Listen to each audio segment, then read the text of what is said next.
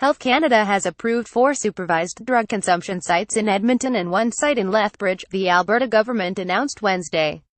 3 Edmonton sites will be operated by Access to Medically Supervised Injection Services Edmonton AMSISC at the Boyle Macaulay Health Centre, Boyle Street Community Services, and the George Spady Centre. Alberta Health Services will operate an inpatient program at the Royal Alexandra Hospital in Edmonton starting next spring. This will be the first hospital-based program in North America. Arches will run the consumption site in downtown Lethbridge. It will be open in early 2018. The Calgary site at the Sheldon M. Schumer Centre is expected to receive federal approval by the end of October.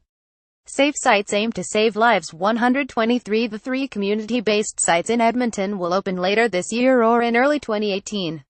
Shelley Williams, chairperson of AMSISC, said they will be micro-sized and established within existing community agencies.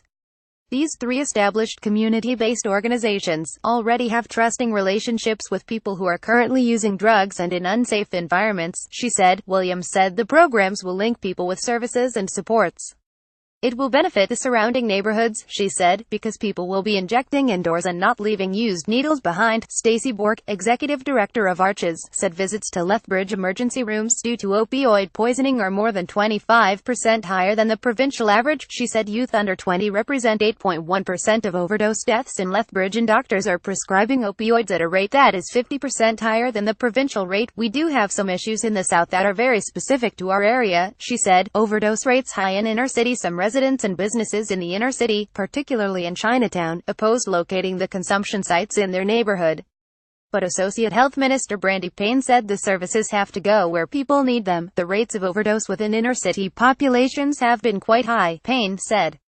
She said the 3 community sites allow services to be spread out throughout the neighborhood and prevent a concentration of clients in one location. Alberta Health will provide money to operate the programs and pay to modify the facilities. The 3 AMSIS sites in Edmonton will cost $2.7 million a year to operate.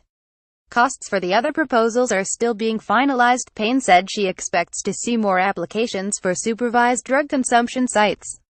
Evaluations on Medicine Hat, Grande Prairie, Fort McMurray, Red Deer and Edson have been prepared for the province's Opioids Emergency Response Commission. No family is immune. Petra Schultz stood behind Payne during the announcement. She hugged a photograph of her son, 25-year-old Danny Schultz, who died of a fentanyl overdose in 2014. I wouldn't have missed this day today. It was very important to me, Schultz said after the announcement. People like my son and the many others that are still struggling are finally getting the recognition they deserve. If he would not have been alone when he overdosed, he could have been saved. After her son's death, Schultz co-founded Moms Stop the Harm, a national coalition for families affected by substance abuse. No family is immune from the opioid crisis, Schultz said.